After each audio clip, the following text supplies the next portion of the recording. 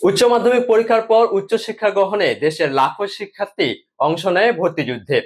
সমন্বিত ভর্তি পরীক্ষার মডেল নিয়ে দীর্ঘদিন আন্দোলন করছেন বাংলাদেশ শিক্ষার্থী ও অভিভাবক সমন্বয় পরিষদের একঝাঁক অভিভাবক ও আহ, শিক্ষার্থী। আমাদের সাথে রয়েছেন বাংলাদেশ শিক্ষার্থী ও অভিভাবক সমন্বয় পরিষদের আহ্বায়ক সাজ্জাদ আলামিন। তার সাথে আজ আমরা কথা বলবো তাদের সমন্বিত ভর্তি পরীক্ষা মডেল নিয়ে। স্বাগত আপনাকে।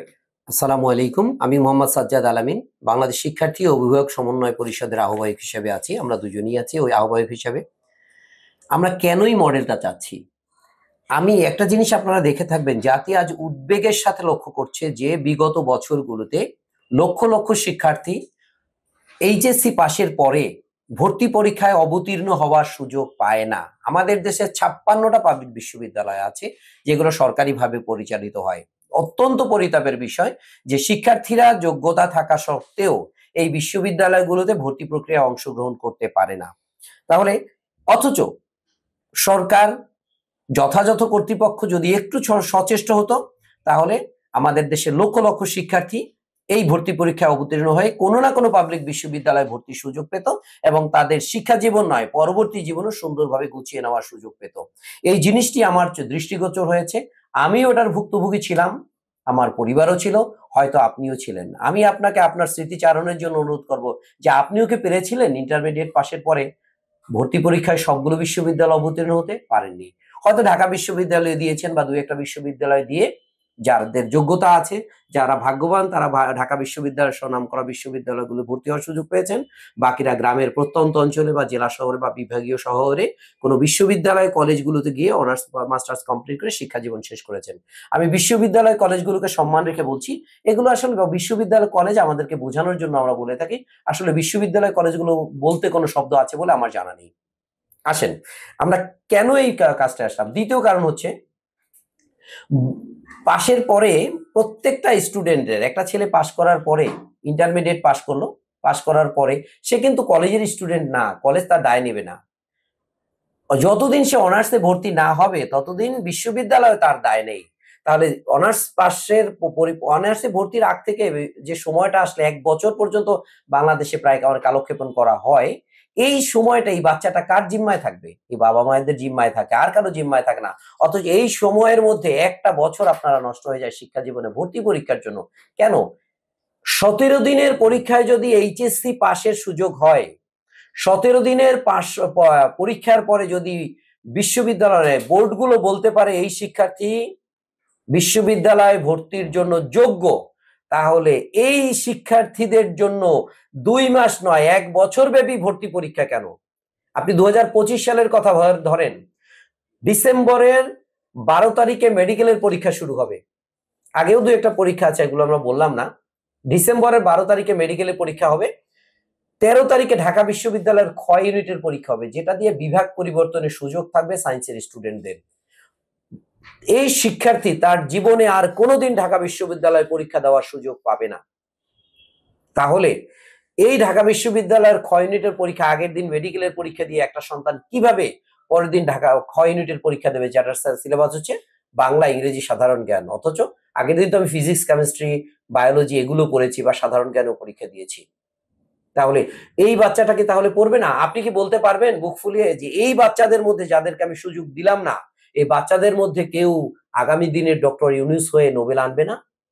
তাহলে এই শিক্ষার্থীদের অধিকার হরণের দায়টা কে নেবে? জাতিকে ভাবতে হবে। দ্বিতীয়ত হচ্ছে, আপনি দেখেন এবছরের বিশ্ববিদ্যালয়গুলোর ভর্তি পরীক্ষার অবস্থা, মনে হয় কার আগে কে পরীক্ষা নিবে নিয়ে সবাই ব্যস্ত। আমার কথাটা একটু দ্বিধাই হয়ে গেল। আপনি খেয়াল করে দেখেন, মেডিকেলের পরীক্ষা 12 তারিখে হওয়ার পরে 13 তারিখে ঢাকা বিশ্ববিদ্যালয় খ ইউনিটের পরীক্ষা, 18 তারিখ খুলনা বিশ্ববিদ্যালয়ের দুইটা ইউনিটের পরীক্ষা, 18 তারিখ এবং 19 তারিখে। আপনি আশ্চর্য হয়ে যাবেন যে খুলনা বিশ্ববিদ্যালয়ের 559টা আসনের বিপরীতে সকালে বিকাল 2 বেলা পরীক্ষা নিতে হবে। বাবা, কেন 2 বেলা পরীক্ষা নিতে হবে? আপনি 569টা স্টুডেন্টকে চাকরি দিচ্ছেন না, তাকে শিক্ষা দেওয়ার জন্য ভর্তি করছেন। আপনি শিক্ষা দিবেন, সে জ্ঞান অর্জন করবে, তারপরে আমাদের শ্রমবাজারে প্রবেশ করবে, মানুষ হিসাবে তৈরি হবে। তাহলে কেন আপনারা এই সময়টা 2টা পরীক্ষা দিচ্ছেন? এবং মজার কথা কি জানেন? 2টা পরীক্ষা দিচ্ছেন, তার সিলেবাস কি? কি বিষয়ের উপর পরীক্ষা নেবেন? আপনি একটু দেখেন, বাংলা, এদের পরীক্ষা হচ্ছে যারা সায়েন্স ইউনিটে আছে, ফিজিক্স, কেমিস্ট্রি, বায়োলজি, ম্যাথমেটিক্স এবং আইসিটি 5 5 10 মার্কের, অথবা আইসিটি নেই। আপনি বলেন বাংলা ইংরেজি নয়, ফিজিক্স, কেমিস্ট্রি, বায়োলজি, ম্যাথেরই যদি পরীক্ষা নেন, তাহলে একসাথে কেন নিতে পারবেন না?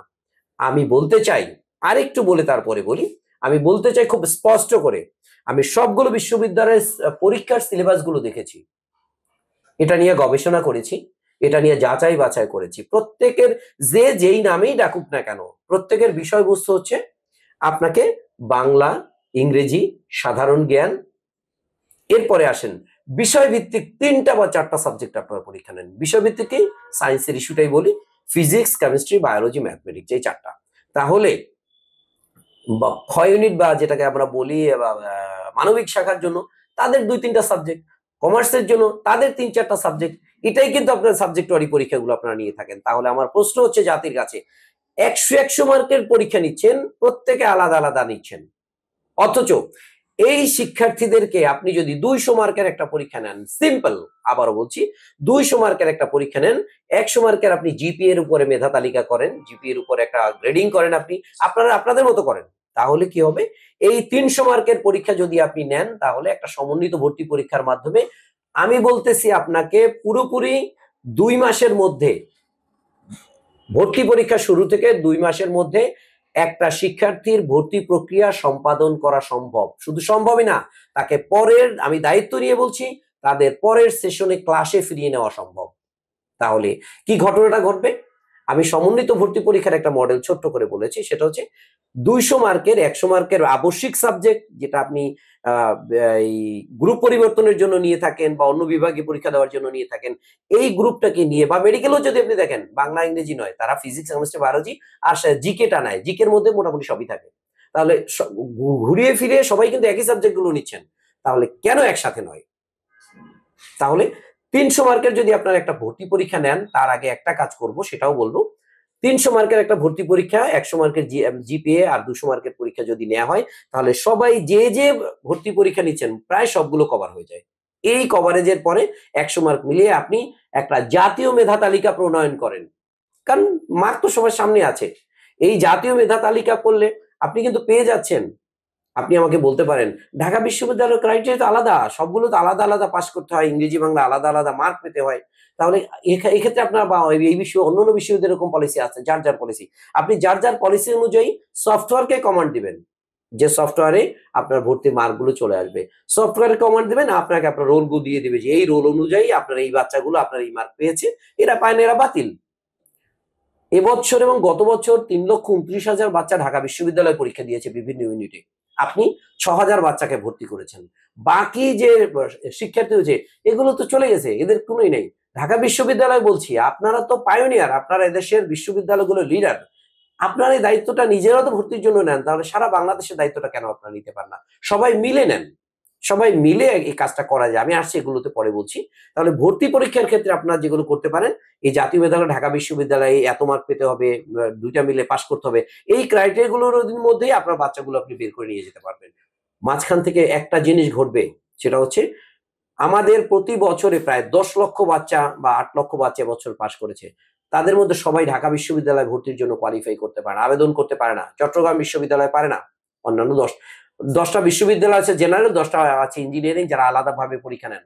প্রত্যেকের 5টা এবং 6টা ইউনিট আছে, আপনারা অলক্ষ্যে প্রত্যেকটা স্টুডেন্ট যে বিভাগ থেকে পাশ করুক, তাদেরকে 6টা বিভাগেই ভর্তির আবেদন করার যোগ্যতা তাদের থাকে বা করার সুযোগ করে দেন। আমার প্রশ্ন হচ্ছে, এই প্রত্যেকটা ইউনিটে ভর্তির জন্য তো বাবা তার অভিভাবকদের টাকা লাগে, এত টাকা একজন অভিভাবক আমাদের নিম্নবিত্ত দেশে কোথায় পাবে? আমি পারিনি, আমার মতো লক্ষ লক্ষ যে বাচ্চাগুলো ঢাকা বিশ্ববিদ্যালয়ে 3 লাখ ভর্তির আবেদন করে, পরবর্তী চিটাগাং ইউনিভার্সিটি গিয়ে 1 লাখ বা 1.5 লাখ করে, বাকি 1.5 লাখ যে ড্রপ হয় কেন হয় একবারও কি আপনারা ভেবেছেন? এই কারণে তারা ড্রপ হয়, তারা টাকা সংস্থান করতে পারে না, অত দূর গিয়ে ভর্তি পরীক্ষা দিবে, এতবার ভর্তি পরীক্ষা দেবে, এগুলো একটা শিক্ষার্থীর পক্ষে সম্ভব নয়। এবছরের একটা ডাটা আপনাদেরকে দেই, সায়েন্সের একটা স্টুডেন্টকে যদি ভর্তি পরীক্ষা অবতীর্ণ হতে হয়, কমপক্ষে 14 থেকে 16টা ভর্তি পরীক্ষায় অবতীর্ণ হলে, তাহলে তারা মোটামুটি একটা কভার করতে পারে, সবগুলো হবে না, মোটামুটি একটা কভার হয়। এর মধ্যে এবছর বিইউপি 16 তারিখে পরীক্ষা আছে, 17 তারিখে পরীক্ষা আছে, রাজশাহী বিশ্ববিদ্যালয়ে 16 তারিখে আপনার সায়েন্স ইউনিটের একটা ভর্তি পরীক্ষার ডেট দিয়েছেন, তাহলে সায়েন্সের একটা স্টুডেন্ট বিইউপিতে আর হয় বিইউপিতে দেবে না রাজশাহীতে দেবে। গুচ্ছের যেদিনে পরীক্ষা আছে চিটাগং ইউনিভার্সিটি আপনারা কয় ইউনিটের বা কয় ইউনিটের পরীক্ষা সেই দিনই দিয়েছেন, তাহলে এই বাচ্চাগুলোকে পরীক্ষা দিবে না? অথচ একটা ইউনিটে আপনাদের 2000 সিট আছে, 2000 সিট থেকে শিক্ষার্থী বঞ্চিত হলো। এটা কি জাতীয়ভাবে তাদের অধিকারকে আপনারা ক্ষুণ্ণ করছেন না? আসেন পরবর্তী কথায়, এই কোমলমতি এতগুলো ভর্তি পরীক্ষা দিবে, অভিভাবকদের যে হয়রানি হচ্ছে তা তো সেটা আপনাদেরকে খেয়াল করা উচিত ছিল। একটা বাচ্চা কিভাবে এতগুলো পরীক্ষা দেবে? আপনার এই প্রত্যেকটা পরীক্ষার সিনোপসিস আমার কাছে আছে, আপনি দেখেন প্রত্যেকের বিষয়বস্তু হচ্ছে বাংলা, ইংরেজি, সাধারণ জ্ঞান অথবা সায়েন্সের 4টা সাবজেক্ট। তাহলে কেন সবগুলো মিলে আপনি একটা নিতে পারবেন না? 100 মার্কের একটা কমন কোশ্চেন করেন, বাকিগুলো নিয়ে আপনি জেনারেল ভাবে সাবজেক্ট ওয়ারিতে যে কোনো 3টা বা 4টা সিলেক্ট করে প্রশ্নের উত্তর দেন। যেগুলো ভালো করবে সেগুলো আপনার ক্রাইটেরিয়া দেওয়া সম্ভব, এটা আমি আপনাকে কনফার্ম করছি। আর একটা জায়গায় আমি কথা বলছি, যে 6 লক্ষ বাচ্চা আপনার ঢাকা বিশ্ববিদ্যালয়ে অ্যাপ্লিকেশন করতে পারছে না বা বিভিন্ন বিশ্ববিদ্যালয়ে ভর্তি পরীক্ষা অংশগ্রহণ করতে পারছে না, তারা ডিগ্রিতে ভর্তির জন্য বা নর্মাল কলেজগুলোতে ভর্তির জন্য কেন 6 মাস 9 মাস অপেক্ষা করবে? একটা পরীক্ষা হয়ে গেলে প্রান্তিকে যে 6 লক্ষ বাচ্চা যারা পাশ করলো, প্রান্তিকে 6 লক্ষ শিক্ষার্থী আছে, 5 থেকে 6 লক্ষ, যারা অন্যান্য বিশ্ববিদ্যালয়ে ভর্তি হতে পারবে না, তারা ওই জেনারেল কলেজগুলোতেই যাবে। ওদেরকে আমি 4 মাসের মধ্যে ভর্তি কনফার্ম করে দিয়ে 3 মাসে পরীক্ষা নিলে 4 মাসের মধ্যে ভর্তি হয়ে চলে যাবে, 5 মাসের মধ্যে পরের সেশনে ক্লাস করবে। আমি দায়িত্ব নিয়ে বলছি যে অনার্স নয়, যে ডিগ্রি পাস কোর্সগুলো আমাদের দেশে বিলীন হওয়ার পথে, তার কৌলিন্য হারানোর পথে, আমি দায়িত্ব নিয়ে আবারও বলছি এই পাস কোর্সের শিক্ষাটা আমাদের দেশে অনেক বেশি জৌলুস প্রাপ্ত হবে। কারণ 3 বছরের মধ্যে একটা বাচ্চা পাশ করে চলে যাবে।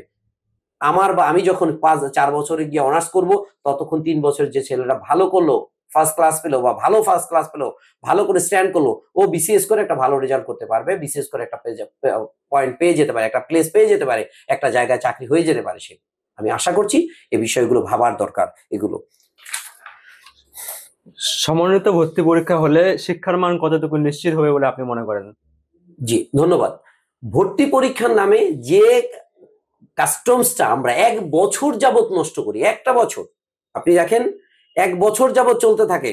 আজকে ঢাকা বিশ্ববিদ্যালয়, 1 সপ্তাহ পরে অমুক, তো এইভাবে করে 1 বছর চলে। তাহলে এই শিক্ষার্থী 1 বছর পর 1 বছর সময়কালে সে কি তার অনার্সের কারিকুলাম পড়তেছে? না পড়তে, সে কি করছে?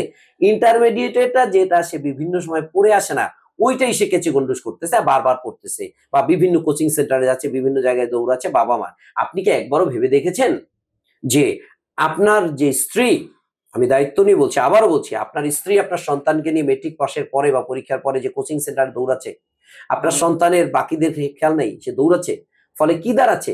আপনার সন্তানটা আস্তে আস্তে আত্মকেন্দ্রিক হয়ে যাচ্ছে। দিন শেষে আপনার সন্তানকে দিয়ে জাতির জন্য কোনো মঙ্গল আনতে পারবেন সেটা একটু ভেবে দেখেন। আপনি কি হচ্ছেন? আপনার সন্তানের কোচিং এর টাকা আদায় যোগানোর জন্য, আপনার সন্তানের কিভাবে বাড়তি খরচ করবেন বা সন্তানের পড়াশোনায়, সেই জন্য আপনি বৈধ বা অবৈধ পথে ইনকামের চিন্তা করতেছেন। এটা কি আপনি দেখেছেন? এটা অজ্ঞাত ভাবে আপনি আপনার নিজের জায়গা থেকে সরে যাচ্ছেন, এবং কি দাঁড়াচ্ছে স্পষ্ট করে বলছি, সেটা হচ্ছে আপনার সন্তান একটা পর্যায়ে এসে যে ঘটনাটা ঘটছে, যে স্বার্থপরতায় আসছে, যে স্বার্থান্ধতা আসছে, যে আত্মকেন্দ্রিকতায়, এটা একটা মানসিক প্রতিবন্ধিতার বিকাশ মাত্র। এটা একটা থ্রিলার, জাতি এটা আরো ব্যাপক আকারে দেখবে ইনশাআল্লাহ। এবং শিক্ষার মানের ক্ষেত্রে বলছিলেন যে 1 বছর আগে যদি আমি ক্লাসে যাই এবং টিচার বা বিশ্ববিদ্যালয়গুলো বা যে শিক্ষকগুলো যদি পড়াশোনা করে, তাহলে শিক্ষার মান বাড়বে। আপনি একটা সাধারণ শিক্ষার্থী প্রত্যন্ত অঞ্চলে ভোলায় যার বাড়ি, সে বাচ্চা তো ঢাকা বিশ্ববিদ্যালয়ের পরীক্ষা আর কোথাও দিতে পারলো না, অথচ সমন্বিত ভর্তি পরীক্ষা হলে সে কিন্তু কোনো না কোনো পাবলিক বিশ্ববিদ্যালয়ে চান্স পাবে। একটা গ্রামের ছেলে, অসহায় সাধারণ ছেলে যদি বিশ্ববিদ্যালয় সম্মানিত শিক্ষকগণের সান্নিধ্য পায়, আমি আপনাকে নিশ্চিত করে বলতে পারি ওই স্টুডেন্ট তার জীবনে একটা নতুন দিগন্তের সূচনা পাবে। আর কিছু না পাক, ক্লাসে গিয়ে আমি স্কুল জীবনে দেখেছি, আমি শিক্ষকদের সম্মান রেখে বলছি, তাদের কাছে সম্মানের সাথে বলছি, বিভিন্ন শিক্ষকদের, একটা গ্রামের স্কুলে যে টিচারের কাছে যদি আপনি পড়তে যান, যদি দেখেন একটা অঙ্ক স্যার পারে না, ভুলে যেতেই পারে, একজন মানুষ তো, আপনি দেখবেন ওই ক্লাসটা সে বোর্ডে চক পেন্সিল ঘুরিয়ে ঘুরিয়ে ক্লাসটা শেষ করে উনি বাসায় চলে আসে এবং পরের দিনকে ওই অঙ্কটাই আবার করায়। কিন্তু আপনি ঢাকা বিশ্ববিদ্যালয়ের অভিজ্ঞতা বলছি, আপনি যদি ঢাকা বিশ্ববিদ্যালয়ের মতো ভালো বিশ্ববিদ্যালয় পড়েন, তাহলে ওই টিচার ক্লাসে গিয়ে হয়তো সে প্রিপারেশন নিয়ে আসে নাই, ক্লাসে ঢুকেই স্যার বলে দিবেন যে বাবা আজকে তো স্টুডেন্ট, আজকে তো আমি ওইটার প্রিপারেশন নিয়ে আসি নাই, আমি কালকে তোমাদের ওইটা পড়াবো, আজকে আমরা নতুন একটা টপিকস পড়াই। তাহলে কি হলো, জাতি একদিন এগিয়ে গেল, ওই শিক্ষার্থী একদিন নতুন কিছু শিখলো এবং তার জ্ঞানের পরিধি বাড়লো, একটা নতুন ব্রেইনে তার একটা নতুন তথ্য ঢুকলো যে যে জিনিসটা পারি না বা আমি শিখে আসিনি সেটা বলার স্পষ্ট সৎসাহস ওই শিক্ষার্থীর জন্য টিচার দীক্ষা দিয়ে গেলেন, যেটা আপনি অন্য কোনো জায়গায় পাবেন কিনা আপনি ভেবে দেখেন। তাহলে শিক্ষার মান অবশ্যই বাড়বে সমন্বিততে। কারণ আমার শিক্ষা জীবনে 12 মাসের সেশন জট আমি সেভ করে ফেলছি। 6 মাসের আগে আপনি চলে যাচ্ছেন, 1 বছর সেশন জট থাকতেছে না। ভর্তির আগে 1 বছর, জন্মের আগেই আমি 1 বছর সেশন জট নিয়ে জন্ম নিচ্ছি, এটা থাকতেছে না। তাহলে শিক্ষার মান ওই 1 বছর সময় তো বাচ্চারা বেশি পাবে, সে তার মেধা বিকাশের সুযোগ পাবে, সান্নিধ্য পাওয়ার সুযোগ পাবে। একটা জিনিস, বাঁশের গোড়ায় কিন্তু বাঁশই ঘটে। ভালো জিনিসের কাছে থাকলে আপনি সোহবতে কিন্তু একটা ভালো জিনিস তৈরি হবেই। সমন্বিত ভর্তি পরীক্ষার কথা বলছেন, সমন্বিত ভর্তি পরীক্ষা হলে একই সেশনের শিক্ষার্থী যারা আছে তারা দেখা যায় যে আমরা এখন যে বিশ্ববিদ্যালয়গুলো সেপারেটলি ভর্তি পরীক্ষা নিচ্ছে এবং তারা তাদের কার্যক্রম পরিচালনা করছে, তারা কিন্তু তাদের যে একাডেমিক যে কার্যক্রম সে ফলাফলে কিন্তু তারা নির্ধারিত সময়ই দিচ্ছে বলা যায়। কিন্তু যখন সমন্বিত হয়ে যাবে তখন সমন্বিত বিশ্ববিদ্যালয়ে সব ফলাফল এক করতে হবে, সেক্ষেত্রে সেই ফলাফল মানে প্রকাশের ক্ষেত্রে কোনো বিলম্ব হবে কিনা? ধন্যবাদ।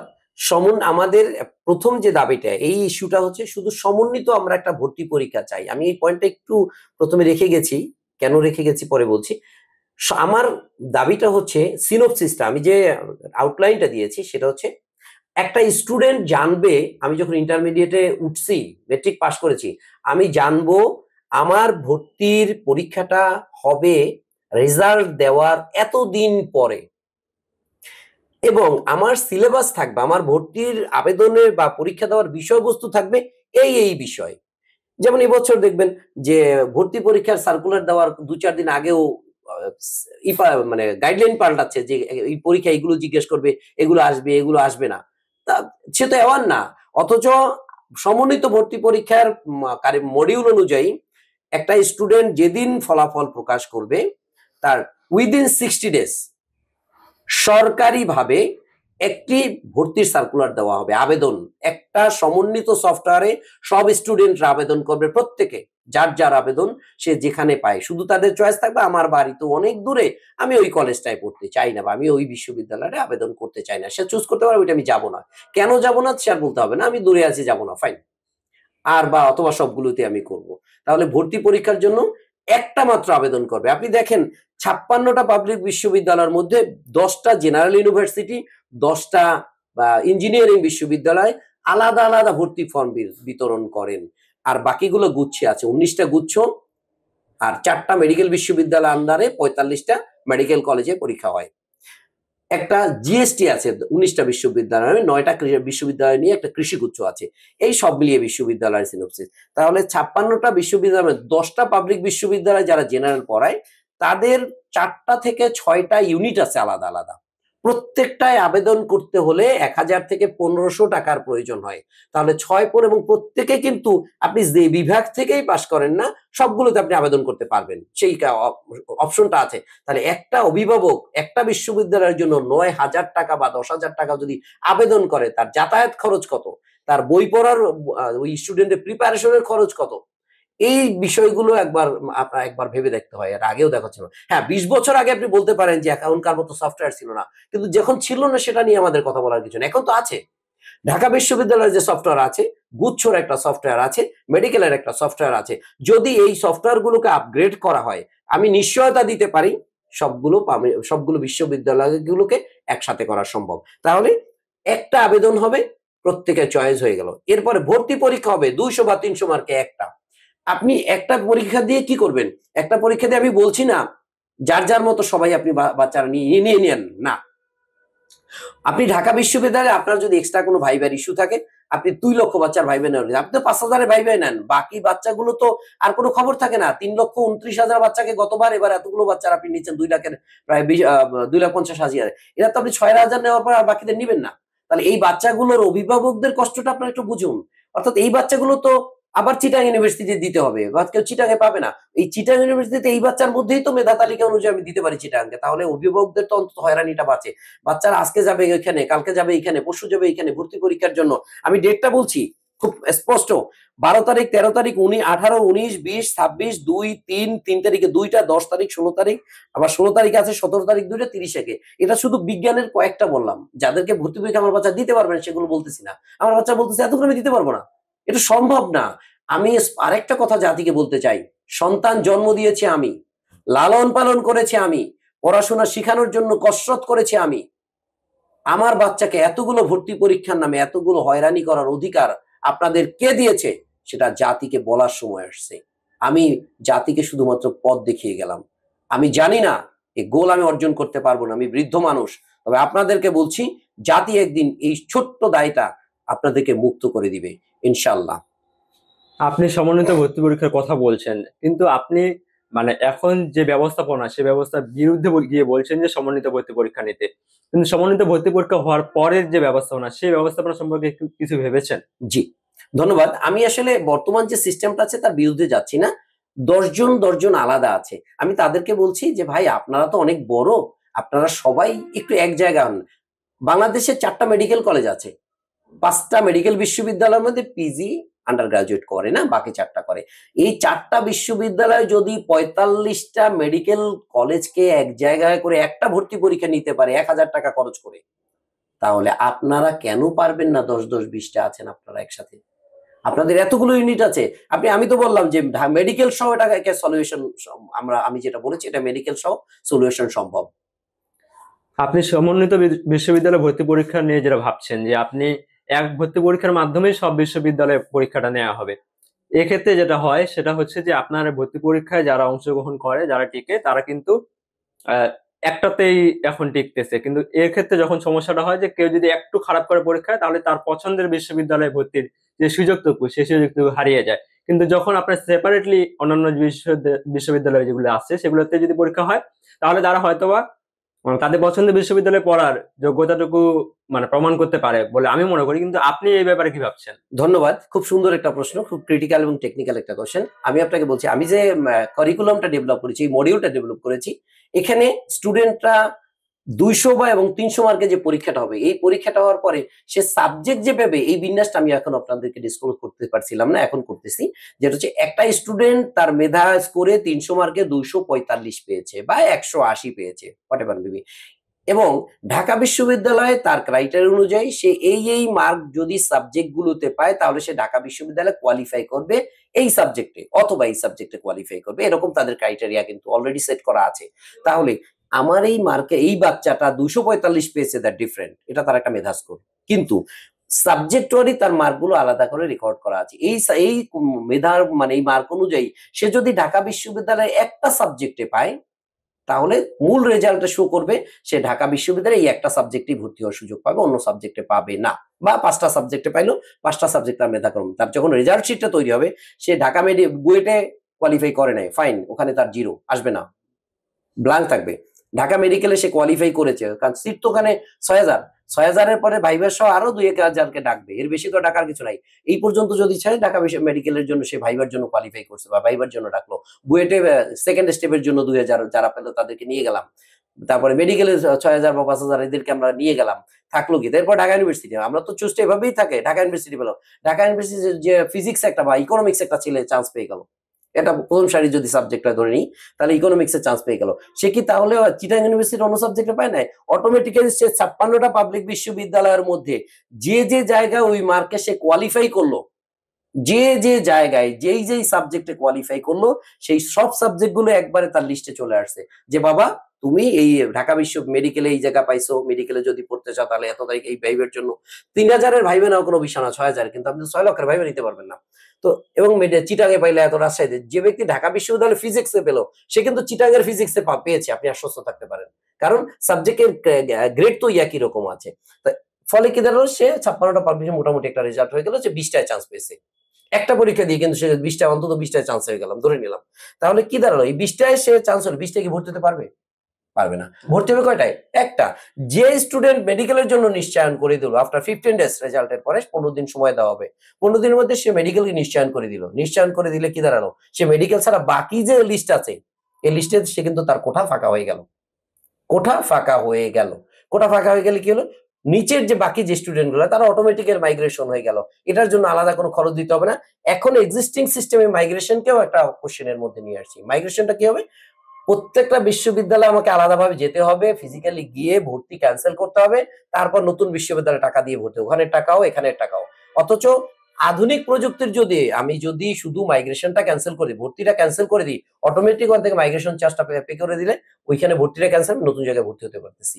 এটা হচ্ছে মাইগ্রেশন ক্যান্সেল। এবং আর এমনি তো আমি তো অটোমেটিক্যালি ভর্তি 15 দিন পর্যন্ত আমি যদি ভর্তি হওয়ার চান্স পাই, 15 ডেজ ভর্তি হয়ে গেলাম, এবং যখনই ভর্তিটা আমি কনফার্ম করে দিলাম একটা আসন, তাহলে বাকি আসনগুলো আস্তে আস্তে উঠতে থাকলো। 15 ডেজ এরকম রানিং থাকলো। 15 দিন পরে গভর্নমেন্ট আর একটা রেজাল্ট পাবলিশ করলো যে এখন এই জায়গায় সিট ফাঁকা আছে, এই সিট অনুযায়ী আপনারা চাইলে ভর্তি হতে পারবেন।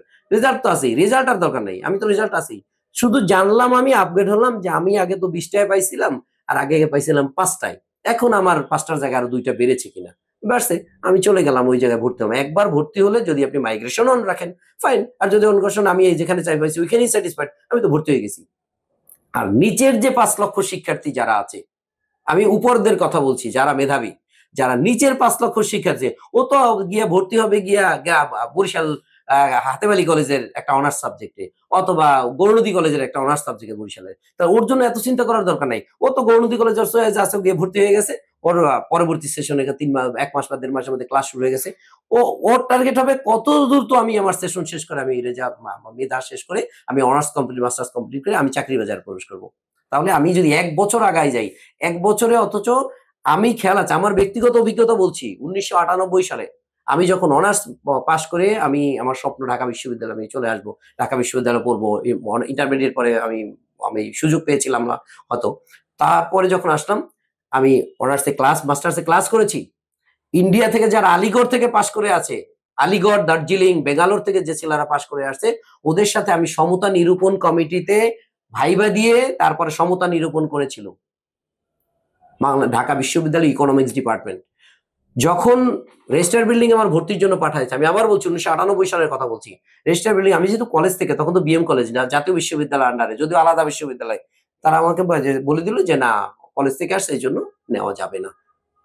আমি যে তাদের পরীক্ষা শুরু হয়ে গেল, আমি যেহেতু তারা আমার আগে চলে গেছে, আমার ব্যাচমেট যারা আমাদের সাথে, তারা আমাদের 6 মাস আগে পরীক্ষা দিচ্ছে, যেহেতু আমি আমার ব্যাচের সাথে আগে চলে যাব, আমার পরীক্ষাটা তখন আর আমার দেওয়া হলো না, আমি আবার ন্যাশনালে গিয়ে ভর্তি হয়ে আমার মাস্টার্স কমপ্লিট করেছি আমার চেয়ে 6 মাস আগে।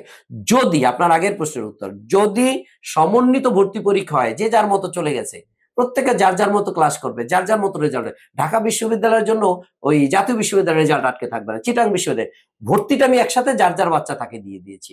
এখন আপনারা আপনার কারিকুলাম অনুযায়ী পড়াবেন, আপনি আপনার সাবজেক্ট অনুযায়ী পড়াবেন, আপনি ক্লাস শেষ করে আপনার বাচ্চাকে বের করে দেন। তখন প্রতিযোগিতা বিশ্ববিদ্যালয়গুলোর মধ্যে থাকবে, তাহলে আমার বাচ্চাগুলো একসাথে বের করতে পারি কিনা, একটু আগে বের করেন, তার বাচ্চাও তো চাকরি বাজারে প্রবেশ করবে, তখন তাদের প্রতিযোগিতাটা অন্য জায়গায় থাকবে। ধন্যবাদ, আপনাকে ভালো বলেছেন।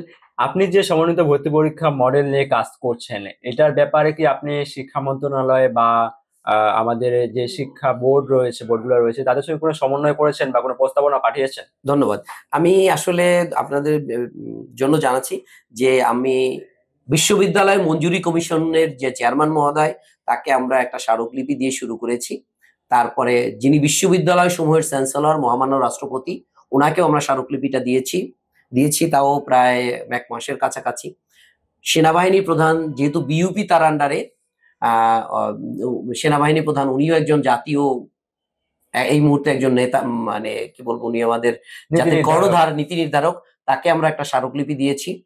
শিক্ষা উপদেষ্টাকে একটা দিয়েছি, প্রধান উপদেষ্টা মহোদয়কে একটা দিয়েছি, এবং তার সাথে আমরা সাক্ষাতের জন্য একটা আবেদন করেছি, ওনারা যদিও এখন পর্যন্ত দেয়নি। শিক্ষা উপদেষ্টাকে দিয়েছি, এখন পর্যন্ত ওটার কোনো ফিডব্যাক আমরা পাইনি। কোথা থেকে কোনো আপনাকে আস্থার মানে কোন রকম দিয়েছে যে এটা কার্ড হবে? কথা থেকে কোন আপনি যখন সমন্বিত ভর্তি পরীক্ষা মডেল নিয়ে যখন আপনি প্রস্তাবনা নিয়ে গিয়েছিলেন, সেই জায়গা থেকে তাদের প্রতিক্রিয়া কি ছিল? খুব সুন্দর একটা প্রশ্ন। আমি বলছি, রাষ্ট্রের যে পদের কাছে আমি গিয়েছি, তিনি সরকারি চাকরি করেন, হয়তো তার হাত বাঁধা, তিনি কথা বলতে পারবেন না, কিন্তু আপামর জনসাধারণ, রাস্তার কুলি থেকে শুরু করে, পুলিশের কর্মকর্তা থেকে শুরু করে, পুলিশের কনস্টেবল থেকে শুরু করে, সরকারি সচিব আমলা লেভেল থেকে শুরু করে, বিচারপতিদের যে নিয়ে যে জায়গা, সুপ্রিম কোর্টের প্রাঙ্গণ থেকে শুরু করে, প্রত্যেকের একটাই কথা যে আমরা আপনার এই বিষয়টাকে সমর্থন করি এবং এটা সমর্থনযোগ্য। আপনাদের জনবল কম, এই জন্য। তার উত্তর আমি দিয়েছি, সেটা হচ্ছে আমরা শিক্ষা জীবনে একটা শিক্ষা লাভ করেছি যে একজনের মতামত, জনমত, যদি সেটা জাতির কল্যাণে হয়, জাতিকে সেটা আজ প্রমাণ করার সময় আসছে, নীতি নির্ধারকদের আজ প্রমাণ করার সময় আসছে এই কথাটা সত্যি বা মিথ্যা। সমন্বিত ভর্তি পরীক্ষা মডেল অনুযায়ী প্রতিবন্ধী যারা শিক্ষার্থী রয়েছেন, যারা ভর্তি পরীক্ষায় অংশগ্রহণ নিতে ইচ্ছুক, তাদের ক্ষেত্রে আপনার এই মডেল কতটুকু ভূমিকা পালন করবে বলে আপনি মনে করেন? জি, ধন্যবাদ। আমাদের দেশে প্রতি বছরই বেশ কিছু সংখ্যক প্রতিবন্ধী শিক্ষার্থীরা ভর্তি পরীক্ষায় অংশগ্রহণ করে। হয়তো তারা একটা বা দুইটাই করে তারপরে তারা ওয়েভ করে যায়, কারণ তাদের পক্ষে তো সম্ভব না। একটা প্রতিবন্ধী শিক্ষার্থীর পক্ষে কতগুলো বিশ্ববিদ্যালয়ে গিয়ে ভর্তি পরীক্ষা দেওয়া সম্ভব? একটা প্রতিবন্ধী শিক্ষার্থীকে তার সাথে একজনকে হয়তো অ্যাসিস্ট যেতে হয়, অথবা তাদের একাকী যা বিভিন্ন জায়গায়, দেশের বিভিন্ন জায়গায় যাতায়াত, প্রতিদিন যাতায়াত করা তাদের পক্ষে এটা সম্ভব না। যার কারণে তারা দুই একটা পরীক্ষা দিয়েই ড্রপ দেয়। অথচ যদি সমন্বিত ভর্তি পরীক্ষা হয়, তারা তো জানতেছে আমার অমুক দিন পরীক্ষা, ওই পরীক্ষায় একটা বাচ্চা সে গিয়ে পরীক্ষা দিয়ে চলে আসতে পারে, তারপর মেধাক্রম অনুসারে সে যেখানে চান্স পেল সেখানে গিয়ে ভর্তি হলো। আরেকটু কথা বলা দরকার, এই কথাটা বারবার ফিরে আসে, সেটা হচ্ছে আমি একটা বিশ্ববিদ্যালয়ে পরীক্ষা দিলাম, ভালো হলো না, পরবর্তীতে গিয়ে আর একটা বিশ্ববিদ্যালয়ে পরীক্ষা দিয়ে আমি সেখানে চান্স পেতে পারি, এই একটা কোশ্চেন একবার উঠে আসছিল বা মাঝে মাঝে আসে। আমি অসুস্থ থাকতে পারি। আমি আপনাকে খুব স্পষ্ট করে বলি, এই সংখ্যাটা 10 লক্ষ বাচ্চার মধ্যে অতি নগণ্য, 200-500 বাচ্চার ঘটনা করতে পারে, এর বেশি না। তারপরে বলছি, আপনি একটা পরীক্ষা দিয়ে ঢাকা বিশ্ববিদ্যালয়ে যে যদি চান্স না পান, পরীক্ষাটা খারাপ হয়ে গেল, কিন্তু আপনার কিন্তু পাবলিকের কোনো না কোনো জায়গায় আপনার র্যাঙ্কিং আসছে। আমি বলে গিয়েছি যে 56টা পাবলিক বিশ্ববিদ্যালয়, আপনি যে কোনো কোন কোন বিশ্ববিদ্যালয়ে কোন সাবজেক্ট পেয়েছেন সেটা কিন্তু আপনাকে ওই দিনই মেধা তালিকার দিনই আপনাকে বলে দিচ্ছি। তারপর ভাইবা দিয়ে আপনাকে কনফার্ম হবে, ভাইবা নিবে বা ভাইবা নিবে না, যেভাবে তা কনফার্ম করে আপনাকে প্লেসিং দিয়ে ভর্তি কার্যক্রম শেষ করা যায়। সুতরাং এক্ষেত্রে দুই একজন বা প্রতি বছরে 100 বাচ্চাও আসবে না যারা অসুস্থতার কারণে বা পরীক্ষায় যেতে পারেনি। যদি এরকম সিস্টেম তৈরি হয়ে যায়, তাহলে জাতি হিসেবে আমরা যেহেতু অ্যাপ্লিকেশন করেছি, বাচ্চাগুলো সমন্বিত অ্যাপ্লিকেশন করেছে, তাদের জিপে আছে, কোনো না কোনো বিশ্ববিদ্যালয়ে তাদের একটা অপশনাল তৈরি করার সুযোগ থাকবে।